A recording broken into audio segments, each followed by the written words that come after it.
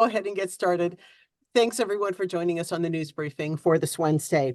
We spoke last year about the Ag Pass, and that is a card which during a disaster allows agricultural operations to have access to property that they might not normally have during a disaster or some other emergency. This is a card that comes with training, and we're very pleased to have our Agricultural Commissioner, Juan Hidalgo, here to talk about the next round of training opportunities for an Ag Pass. Hi, Juan.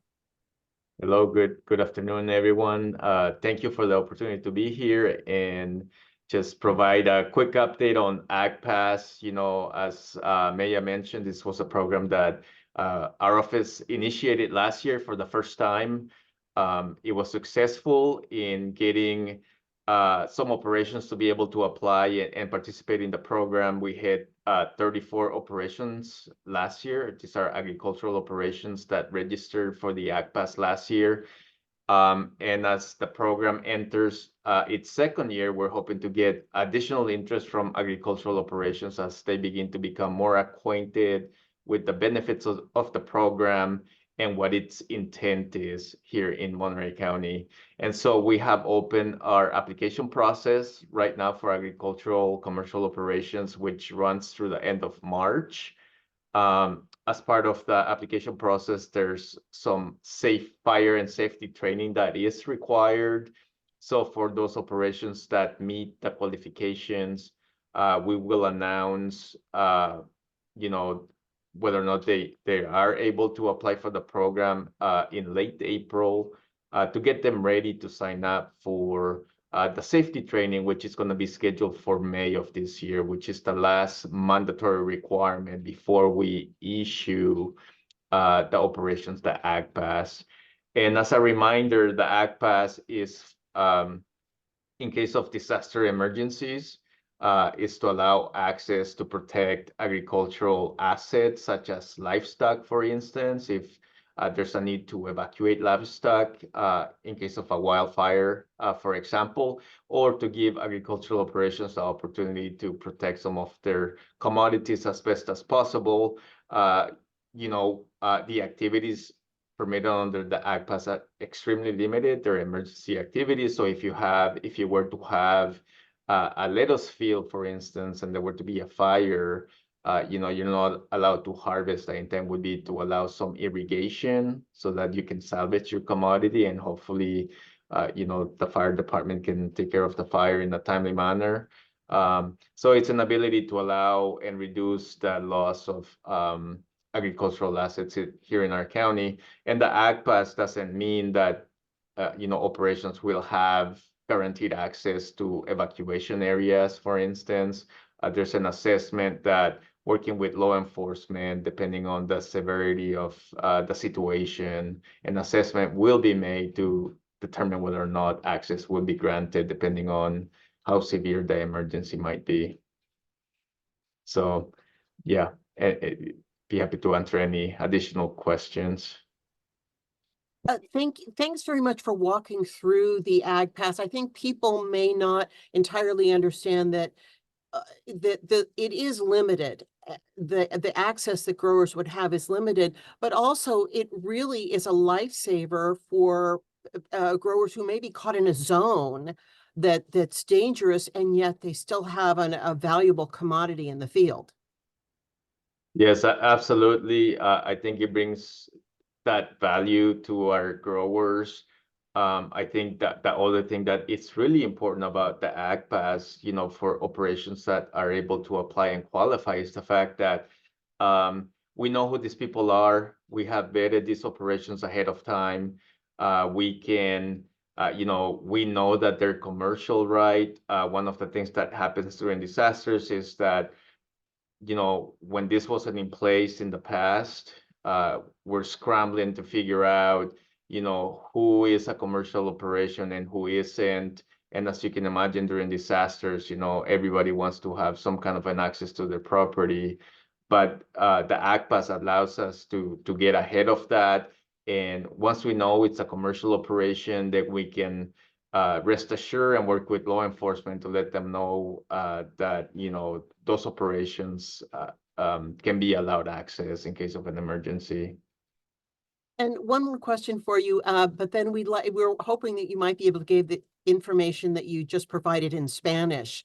Are you comfortable doing that? Yeah, I can do that. Ben, just one more question for you. The training that these growers get as part of the Ag Pass, that really may help them look at their operations in total. I mean, we live in an area where there disasters happen. I mean, if it isn't a flood, it's a fire, it's something else. Do you think this is valuable information for them to look at how they operate and how they could operate knowing that disasters happen? Oh, yes, absolutely, Maya. I think that's actually key. I think it increases their awareness to their location, looking around and what's around their properties, maybe thinking ahead of, what plans they might put in place in case of a disaster. I think it also helps them to get a perspective of what law enforcement and CAL FIRE and some of the emergency agencies look at when disasters start unfolding. So it brings the perspective of, what is the priority for these law enforcement agencies, and so that they have a better understanding of that, how decisions might be made, keeping in mind that safety is one of the top things that agencies are concerned about, and they want to make sure that people are safe when a disaster is unfolding. Are there any other questions for Juan before we ask him to repeat some of that same information in Spanish? Seeing none, no other questions for you, Juan. If you wouldn't mind repeating the basics that you gave at the beginning in Spanish for our media. Of course, yeah. Buenas tardes, me llamo Juan Hidalgo, soy el comisionado de Agricultura del Condado de Monterrey. Es un placer estar aquí hoy y quería hablar un poco sobre un programa que se llama AgPass. Este programa se inició la primavera pasada, fue el primer año, y la idea del programa es de proveer acceso en caso de desastres a operaciones comerciales agrícolas para que puedan prevenir daños, como sea daños o proteger sus bienes agrícolas, como sea ganado, o si tienen alguna siembra para poder proteger esos bienes para ellos, ¿no? Y la idea del programa es de que la gente puede aplicar y pues, estamos evaluando las calificaciones ahorita porque hay ciertos requisitos que tienen que calificar ellos. Y el año pasado se abrió el programa, tuvimos como 34 operaciones que calificaron el año pasado. Este año otra vez estamos abriendo las aplicaciones para el programa. Las aplicaciones están abiertas ahorita hasta el fin de marzo de este año, y con la idea de que vamos a tener entrenamiento requerido en mayo. Entonces las operaciones que califican para el programa van a recibir información por parte de mi oficina diciéndoles cuándo va a ser la fecha del entrenamiento, que es un requisito como parte del programa. Así que esperamos que el programa se siga expandiendo conforme la gente va aprendiendo un poco más sobre el programa, la importancia, los beneficios de participar en el programa. Así que esperamos que este año veamos más operaciones agrícolas que están interesadas en aplicar y obtener el pase agrícola AgPass, como le decimos. And then one last thing for everyone, how does someone apply? Where's the application process? Where do they start? Yeah, so all of the information on AgPass is on the Agricultural Commissioner's website. So folks can go online, click on AgPass, and all of the application information, the requirements of the program are listed on there, and people are able to apply online. And they can also download an application and email it to our office. We have some email contacts on the webpage as well. Thank you so much. Thanks very much for being able to share this information. We know it was very successful last year, and we're hoping for the same success this year. Thank you, Maya. Yeah, we're hoping the same too. Additional interest, hopefully. Thank you. Thanks.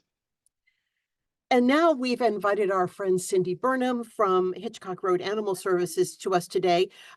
We want her to give us a shelter report after last week's big storm, but also it is Valentine's Day, and the shelter has a big heart-shaped adoption special going on right now.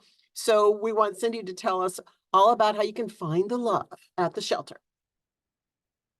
Thanks, Maya. Thanks for inviting us. We're excited. I'm going to share my screen. I've got a few quick slides.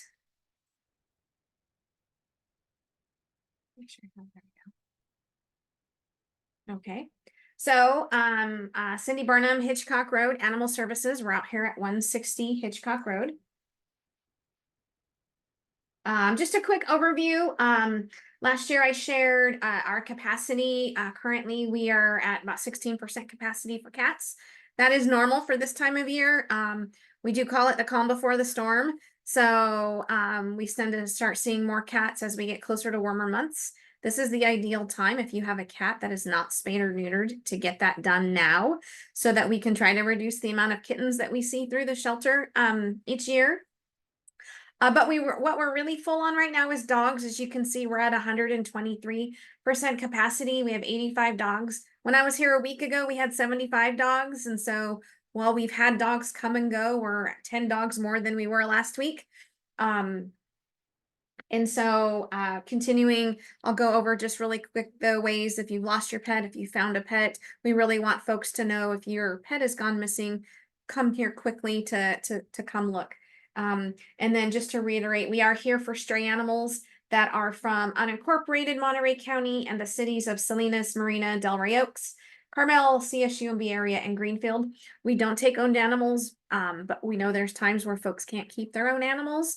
And what we're really recommending and hope people do is to ask for questions and ask for resources. We are seeing animals being dumped in some of our local areas. That is a crime. And so because animals can't take care of themselves, so we really want people to know to ask for resources for help before you make that bad decision. So again, if you've lost your pet, we have this texting resource. Just text the single word 831 lost or single word 831 found, and you'll start getting tips and tricks and videos and links, kind of a quick, easy access way to see if your pet's in any of the shelters. But go quickly, don't wait. We only hold animals for 3 business days with no ID on them. So we really encourage you, reach out to social media, still put signs up. Old school signs still work. So people need to see that visual.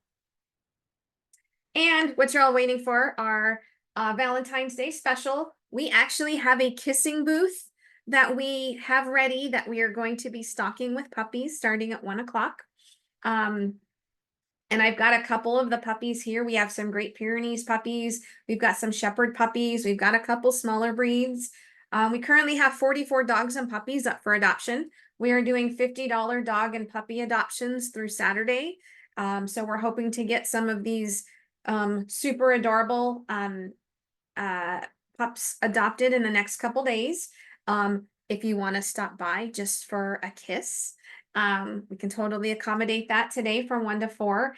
But we actually were able to, because we have a low supply of cats, we cleared out our kitten nursery and staff has got it kind of decorated. I took a picture of the window that they decorated this morning, and they're going to have some puppies in there, and so people can come and check them out and stuff. So we're trying to get a little festive. And there's my contact should you have any other questions. And that's all I've got. Great idea, Cindy. Who doesn't want a puppy kiss? Right? Well, Puppy okay, breath, there's puppy some, but breath. we just don't know them. If they don't, or we may not want to know them if they don't want a puppy kiss. Just a quick follow-up on, you gave out a lot of information last week about the storms, about what people can do. Are you seeing any of that as far as recognizing that, you know, after a storm like this, I think you said several days after, maybe 2 or 3 days, then dogs would come in. Have you noticed any increase in strays that you could point to the storm, or is this a general increase that you're seeing? You know, it kind of has been coming and going. I don't know. It's 10 more than we had last week. And so but it's hard to know because sometimes we don't know how they get out or how, if they got out because a fence fell down, we don't know that because the person that found them just says, here, we found them. But it is 10 more than last week. And so I do suspect there's some fences. Those winds were crazy. So it does make sense that there would be some lost from that, but I just can't put our finger on it. Our officers have been very busy out with stray animal calls in all the areas and in Salinas. So we suspect that some of that is just from all that crazy wind, and dogs will take off running and pretty soon they're blocks away and stuff. So And down fences too. I mean, that kind of thing. yeah. Thank you. Thanks, Cindy. And we're hoping for some social media updates on the kissing booth today. So we're all going to be, tuned in to your social media to see what we can see. Yes, we're on it. We're just waiting for for 1 o'clock. Thank you. Thanks very much, Cindy, for sharing the information, and good luck on the kissing booth today and the adoption event for the rest of the week. Thanks everyone for joining us on the news briefing this week. Our next briefing is next week. We'll see you then.